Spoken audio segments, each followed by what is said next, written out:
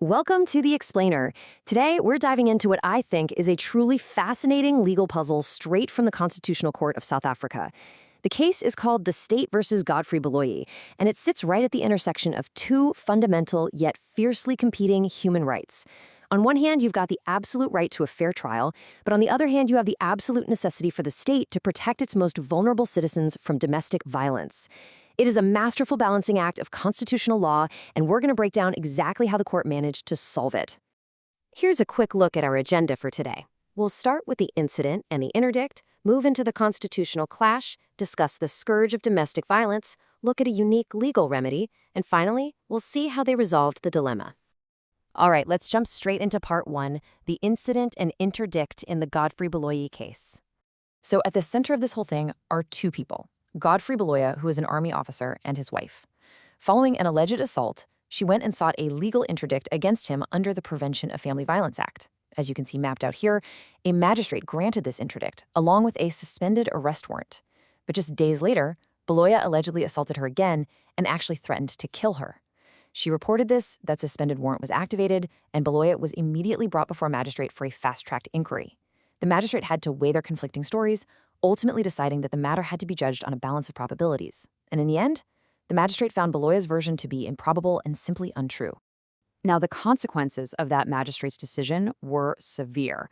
Baloyi was convicted of violating the interdict and sentenced to 12 months in prison, with 6 of those months suspended. Staring down actual jail time, Baloyi immediately appealed to the Transvaal High Court. And this, right here, is exactly where a relatively straightforward domestic violence case suddenly transforms into a massive constitutional crisis. Which brings us to part two, the constitutional clash between two competing rights. Okay, so when Baloyi appealed, the High Court actually sided with him, which was pretty surprising. They struck down a specific section of the act because they argued it created something called a reverse onus. Now, in standard criminal law, there's this golden thread, right? The state absolutely must prove your guilt beyond a reasonable doubt. You are presumed innocent until proven guilty. A reverse onus completely flips that upside down. It requires the accused to prove their own innocence on a balance of probabilities. The High Court argued that doing this seriously risked sending an innocent person to prison, which made the act fundamentally unconstitutional. And this sets up the ultimate constitutional paradox for the country's highest court. It's like a giant tug of war. On one side of the scale, you have Section 35 of the Constitution, the inviolable right to a fair trial and that all-important presumption of innocence. But on the other side, you have Section 12, the right to freedom and security of the person. This puts a direct constitutional mandate on the state to protect its citizens from private domestic violence. Think about it. If you strike down the act to protect the accused, you leave victims completely defenseless. But if you uphold the act to protect victims, you might be violating the fundamental bedrock rights of the accused. So let's look at part 3, the scourge of domestic violence as a systemic epidemic. Before we get to how the court actually solved this puzzle, we need to zoom out a bit. Historically, the law often treated the home as this private kingdom, essentially completely immune from police interference. And that is exactly why standard criminal law struggles so much with these cases. The court actually cited legal scholars like Joanne Fedler, who beautifully, yet tragically, described the strange alchemy of violence within intimacy. You see, ordinary criminal law is designed for strangers committing crimes out in the public sphere. It is absolutely not built for the complex, hidden nature of violence that happens within the intimate, private sphere of the home, where people share children, finances, and really deep emotional ties. The court went on to detail the deeply systemic nature of this crime. Domestic violence is characterized by being hidden and highly repetitive. It has these immeasurable ripple effects, just completely draining social, medical, and psychological resources across the board. It cuts across every class, every race, and every geographic boundary. Plus, the court explicitly noted that it is overwhelmingly gender-specific, acting as a brutal reflection of patriarchal domination. The justices made a really powerful point here. When the criminal justice system fails to address this effectively, it doesn't just fail individual victims. It normalizes systemic sexist behavior and basically sends a message to society that this daily trauma is just inevitable. Justice Sachs, who wrote the judgment for the court, leaned into some incredibly sobering language here. He stated that the entire function of constitutional protection is to convert misfortune to be endured into injustice to be remedied. The state has binding international and constitutional obligations to step in. They literally cannot sit idly by and just treat domestic violence like it's some private family matter. Moving right along to Part 4, a unique legal remedy and the hybrid process. Because domestic violence is so incredibly unique, and because the standard criminal procedures were clearly failing victims left and right, the legislature had to invent a brand new hybrid legal tool, and that is the family violence interdict. Let's compare this to a standard trial to see why it's such a game changer. In a standard criminal trial, the goal is retributive justice, punishing someone for what they already did. The state initiates it, they control it, and the pacing is notoriously slow and super formal.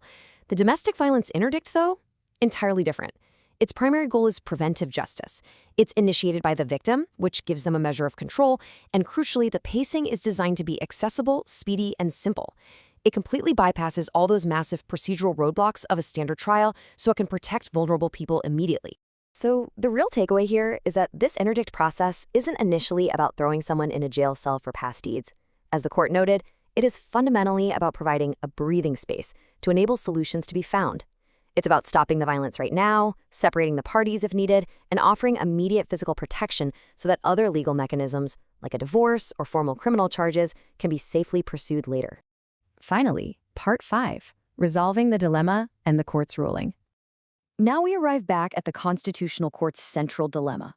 How on earth do you keep this fast, effective interdictory process completely intact without violating the accused's constitutional right to a fair trial and the presumption of innocence?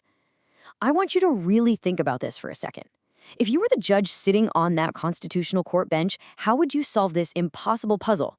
Especially right after the High Court just told you the law relies on an unconstitutional reverse onus? Well, here is Justice Sachs' incredibly elegant, brilliant statutory interpretation. When he analyzed the slightly obscure wording of the Act, he applied what he called Interpretation A. Step 1. He determined that the Family Violence Act only borrows the speedy, summary procedure from the Criminal Procedure Act. It absolutely does not borrow the substantive law of a reverse onus. Step 2. Because it's only borrowing the procedure, that golden thread of criminal law remains perfectly intact. The state absolutely retains the burden of proving the breach of the interdict beyond a reasonable doubt. Step 3. By interpreting it this way, the process stays fast, simple, and inquisitorial. It gives the victim the immediate protection they desperately need, but it doesn't force the accused to prove their own innocence. Ultimately, the court successfully threaded the needle here. They overturned the High Court's ruling, officially declaring that when it's properly interpreted, the Act does not contain an unconstitutional reverse onus. The presumption of innocence is completely maintained for the accused, while the speedy, effective protection mechanism is guaranteed for the victims of domestic violence. The Beloy case really is a masterclass in statutory interpretation and the delicate balancing of human rights. But, it leaves us with a lingering, vital question to ponder.